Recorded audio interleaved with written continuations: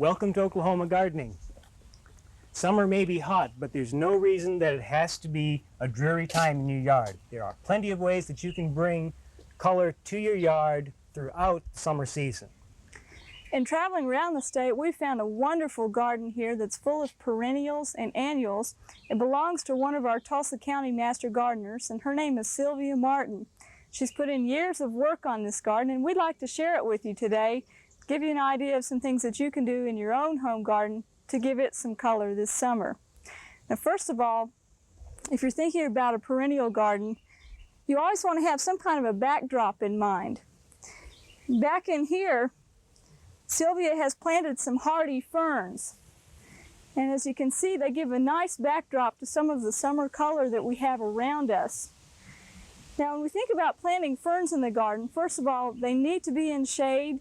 They need to be in a soil that has plenty of organic matter so that they will be able to have plenty of moisture available to them through the summer. In fact, it's not a bad idea to have some drip irrigation running along the length of the house as you put in the ferns to make sure they get plenty of moisture. You might want to put some mulch around them also.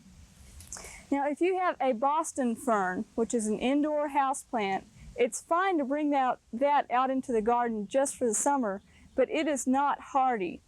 Now, there are many good seed catalogs and nurseries and garden centers that have hardy ferns available. When you go to purchase one, make sure that's what you buy. Usually in the package it will just be a little wad of roots packed in some peat moss, and it may not look like much at the time, but when you plant it, it'll come up, be beautiful, and for years and years you can divide them every fall, separate them out, and then replant them. And this lush planting of ferns was all started from one tiny little plant a few years ago. So that's one nice thing about perennials in the garden, is that you can increase your supply of them year after year and share them with your friends.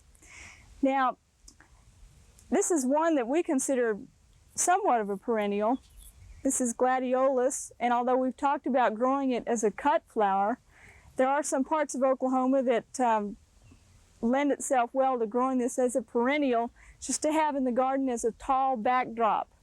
And particularly in the southern parts of the state, this will overwinter very nicely, although gladiolus, as with iris and some other bulbs, can tend to get overcrowded. So at the end of every summer, you may want to dig the bulbs and divide them just to make sure they don't get overcrowded. And if you're in the far northwestern part of the state where you're worried about them freezing out, you may want to store them through the winter. Another nice perennial is the hardy blue salvia.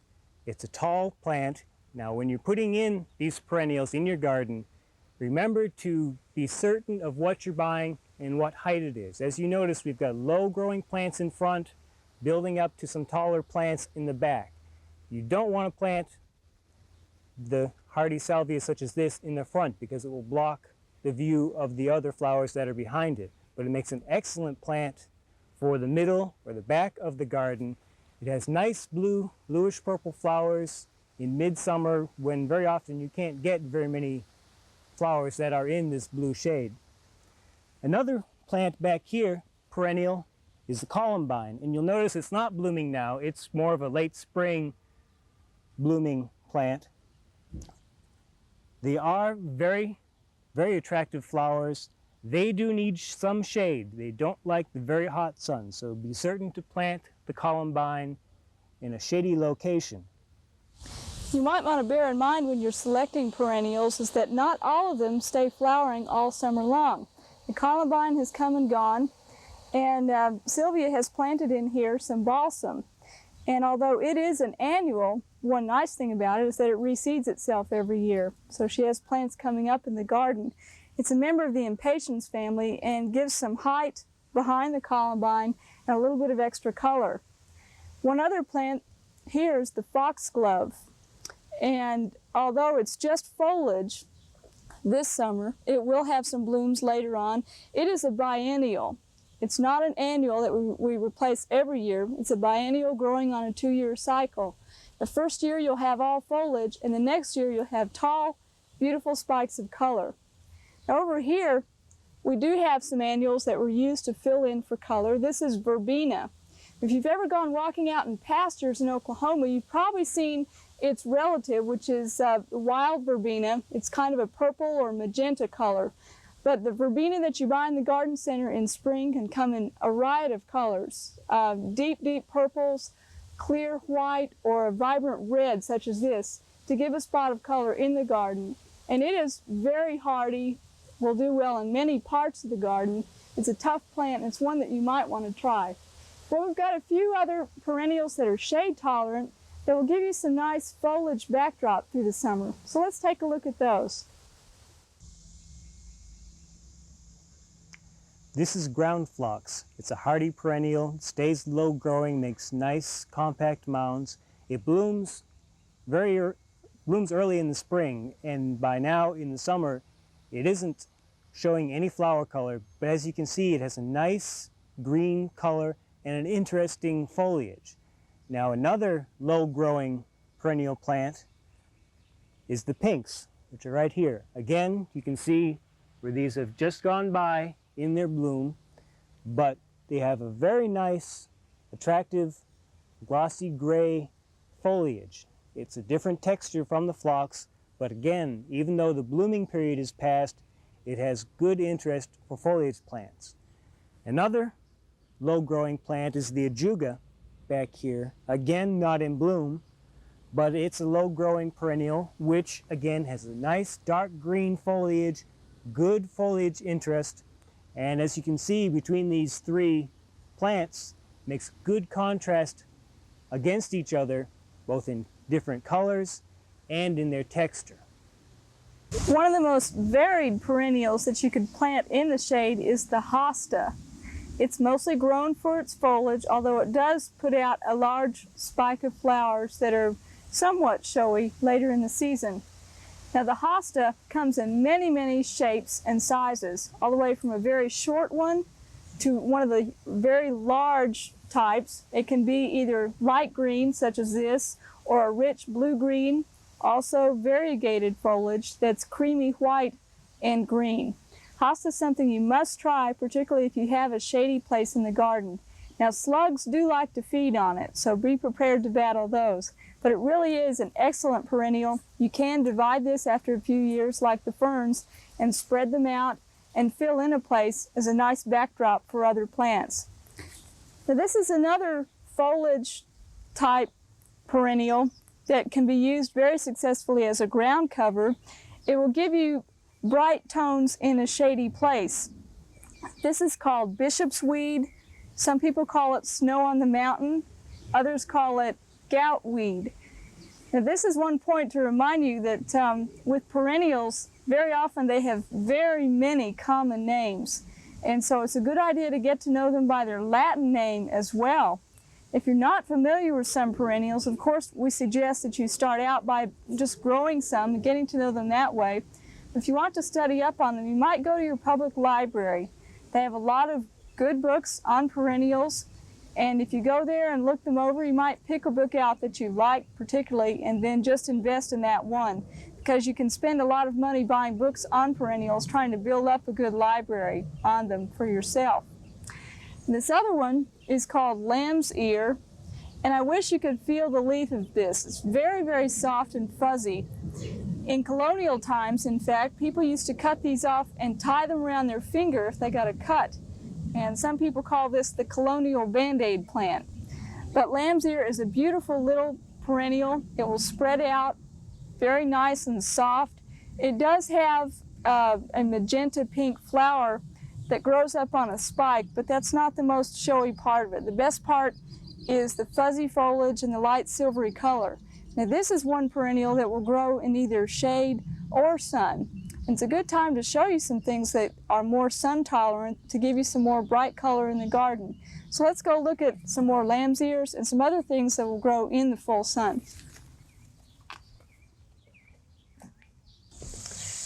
Not only does Sylvia have a lovely flower garden, but back in the corner of her yard you can see that she has developed a great vegetable garden, taking advantage of vertical space, using plenty of mulch, and keeping it in nice shape. Now, out in the sun here, we promised that we'd show you some lamb's ears, but first let's look at some dahlias. This is one flower you're probably quite familiar with. The dahlias in the southern part of Oklahoma can overwinter very successfully, but we've shown you on other shows about how you need to lift the dahlias for the winter and replant them in early spring to get good growth and to get them through the winter time. One nice thing about dahlias is that they do come in a variety of colors and give you a nice big flower that's fairly showy and pretty glossy green foliage. They get tall enough that they're very often a nice backdrop for other perennials in the garden. Now to the lamb's ear.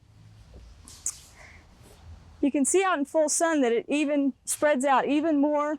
In fact, it can be what we call invasive. In other words, it can take over in the garden if you don't keep it in check. It's a good idea to dig it and replant it every year after flowering, usually in the fall. Divide it, share it with your friends so that it doesn't spread around too much in the garden. If it gets too crowded, it will start to lay flat, and that's not very appealing. Now, the sedum or stone crop is something that will take plenty of heat in the garden, and although this one has not begun to flower yet, it will have pink blossoms later on in the season. Back here we have one that has some yellow foliage, and the leaf pattern on this one is slightly different. There are many, many different types of sedums, and we have some other types and uses of sedums to show you later in the show. But for now, for some more annual color in the garden, there's nothing that can be beat like periwinkles. They give you glossy green foliage, they'll grow in sun or shade, and they're extremely heat tolerant. So if you're thinking of planting a flower garden and think, oh, well, I don't have the time to take care of it or to mulch it or to baby it along, and especially if you're in a hot part of Oklahoma, which is everywhere, you might consider growing periwinkles. They come in white or a purple magenta type color. Also, you can get white with a red center. And they're an excellent border plant to give you bright color throughout the season. Another tall perennial for use in your garden is the liatris, also known as gay feather. As you can see, it can get quite tall, so you have to be careful where you're putting it in the garden, otherwise it can block the view of other lower growing plants in your garden. Another perennial that we've talked about before is the Shasta daisy. And again, it blooms these white daisy-like flowers in midsummer. One thing about Shasta daisies and all of these blooming perennials is as the flowers go by, don't just leave them there to set flowers, to set seed. Cut out all of these dead flowers back down to a leaf. This way, the plant doesn't put its energy into developing seeds. It can continue to flower, or even if it doesn't flower, it will still store that energy and you'll get a better growth this year and better bloom next year. Now, a few other annual plants that you can use to fill in the garden. One of these is annual salvia. You may be used to seeing this salvia as a red flowered plant. The vast majority of the varieties of salvia are a bright red. They're working on new colors in this species. This one, as you see, is a very nice dark purple, and it's increasingly become available, and you may want to look for it. It's a very nice color and a very nice addition to this plant. This other plant is what's known as a copper leaf. You can see the flowers. These have gone by. They're not very showy, and that's not really the reason for planting this annual. You're planting it for this very nice variegated and colorful leaves. It's very fast growing, very tall growing, provides a good large focal point of color very rapidly. Earlier we showed you the ground phlox. Here's a little bit more of it. This is another type of phlox. It's a different species of phlox. Blooms in midsummer, and as you can see, very magnificent large clusters of flowers. Now, you will also notice that this clump has got sticks in here to keep it from falling over. Because it's so tall and so top-heavy with these large masses of flowers, in high winds or heavy rains, it's very easy for these to fall over. So if you do grow these tall phloxes, be certain you stake them before they fall over, otherwise you may lose them. Now these phlox come in a wide range of colors. I want to show you a couple other colors besides this pink.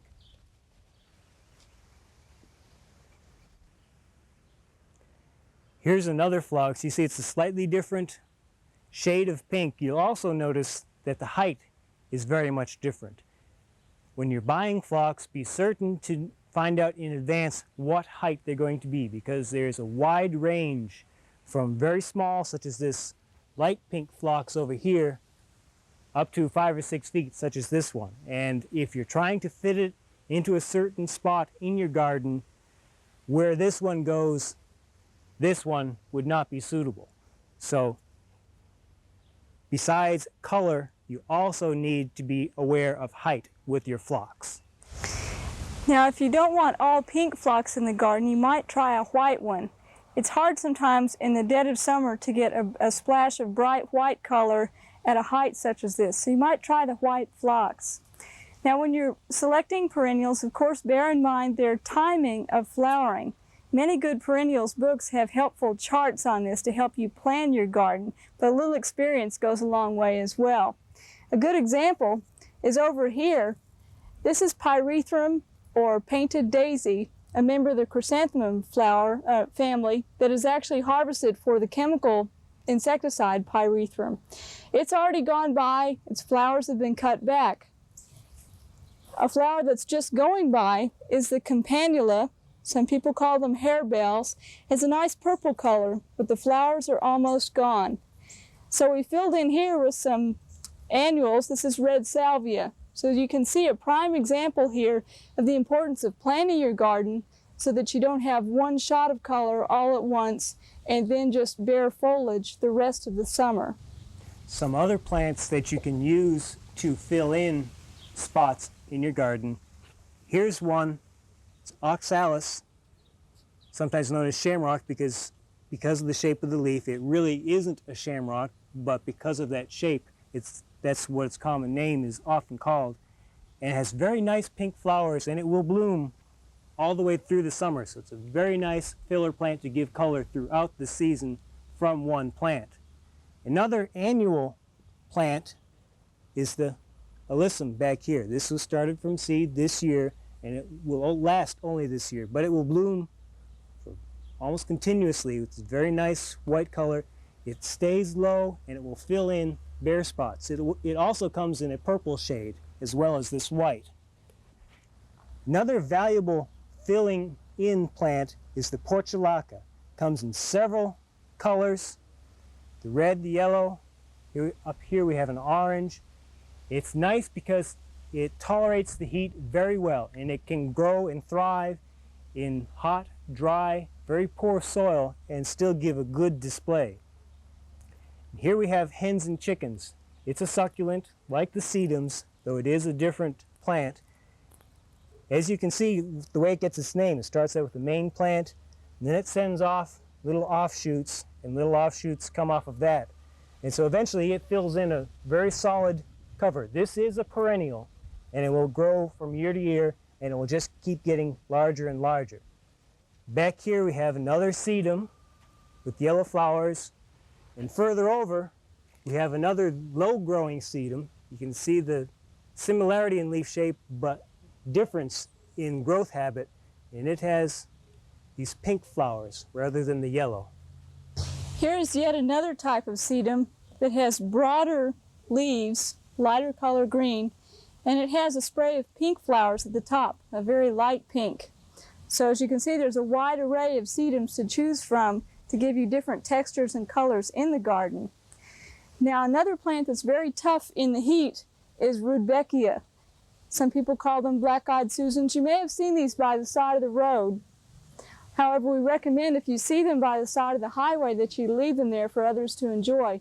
The seed is plentifully available through seed catalogs or at your local garden center to get these plants started.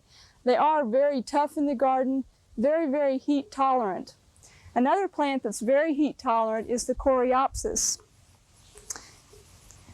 This one is a good example of a tough plant It sprouted out of a crack in the pavement here and has spread out to give us a full summer of bright yellow flowers. It really gives us a nice clear yellow, a good color through the summer, and again is very heat tolerant. Now in the lily family we have a wide choice of perennials to plant. This is tiger lily, and it's in the same group of lilies as the Easter lily. Very winter hardy, grows nice and tall, and gives us a long time of flowering over several weeks. Begins flowering at the base of individual lilies and then works its way up to the top. You might want to take them out as they fade, and bear in mind that these also are what we call an invasive plant. They'll take over. The reason for that is that in the leaf axils, where the leaves join to the stem, there are little bulbils, little round, brown, small bulb-type structures that fall to the ground and will sprout up another lily plant. So they can really take over in the garden. You have to watch out for that. We've got a few other daylily type plants to take a look at, so follow me.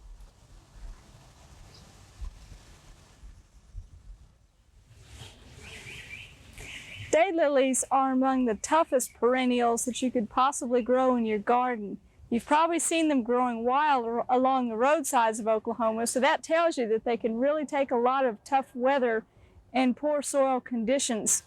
Now, daylilies are also one perennial that I like to plant because they come in a very wide variety of shapes and sizes and colors. Right here we have a buttery yellow with a rust-colored center. Behind me we have some that are a deep red. There are others that are a lemon yellow, all the way to kind of a peach color.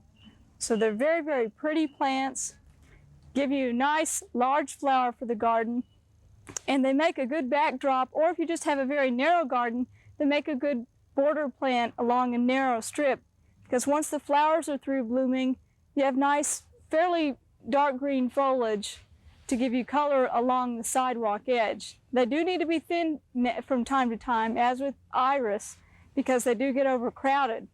But daylilies are very, very tough. They're one that you probably should try if you're just a beginner with perennials. I'm sure you'll have success. Now this is a lovely perennial called the echinacea, or purple cone flower. The cone-like structure on here is very, very tough, and when the petals fall away, this turns a dark brown and can be used in arrangements. This is one that's found native in the Ozarks over in Arkansas and in the northeastern regions of Oklahoma. It's another perennial that is very well adapted to our hot conditions, hot weather. It's one that you might want to try for a little bit of a pink to lavender color in the garden. For a more exotic air in the garden, and to give you some height, you might try the perennial hibiscus or mallow. Now this plant, as you can see, gets as tall as I am and is perennial. It dies back to the ground by the end of the summer, and it is propagated by divisions. One nice thing about it is that it has large flowers that last just about a day and then drop off, but they come in many colors. This one is a bright pink. You can also get it in white with a red center. There's also a deep burgundy that's available. And although it's not like the true hibiscus that we've shown you in the greenhouse in the wintertime, it is very similar and is related to it. And it's something that's very tough, will take poorly drained soils or a dry site as well. And again, it's a perennial that will give you some height in the garden if you don't have shrubbery already built up as a backdrop for some of your other summer color. Now I've got a few other things to show you. Right down here is yarrow, and that has a very ferny leaf texture. And although it looks fern-like, it's actually a very, very tough plant. It has white flowers. There's another type of yarrow that comes with a yellow flower that has more of a dark blue-green foliage. And the yarrow is something that you can use as a border, as you can see along here, to fill in. Gives you a nice feathery texture and a little spot of white color for the summertime. Now, mums are usually thought of as a fall blooming plant. In reality, the different varieties of mums will react to the day length in different ways. As you can see, this one here is getting the proper day length for it to begin blooming, even though it is midsummer. And you look at this one here, a different variety. We're in midsummer and it's in a vegetative growth habit. It's not flowering at all. This one, as the days get short in fall, will go ahead and flower. This type of mum over to the left is of a variety that will bloom during the summer, and after it's done blooming, shear it off so that you can promote some more growth so that you can get a second blooming in the fall. So by handling these midsummer blooming ones properly, you can get 2 phases of flowers out of them instead of just 1. Now keep in mind that the perennial garden we visited today has been years in the making. It's taken many years of trial and error, a lot of weed pulling, a lot of laying down of mulch and fertilizer. And a lot of planting. Remember, a lot of the perennials have their certain season of bloom. To get a proper garden that has color all through the year, you're going to have to do some careful study to make certain you have a succession of plants in bloom, and also come in and be filling in with some annuals to make certain that you have color throughout the season. And don't forget to cut off those spent blooms so that you'll have a continued bloom throughout the summer. And as we mentioned before, just get a little experience, try a few perennials this year, and add a few more each year, and pretty soon you'll be a full-scale perennial flower grower.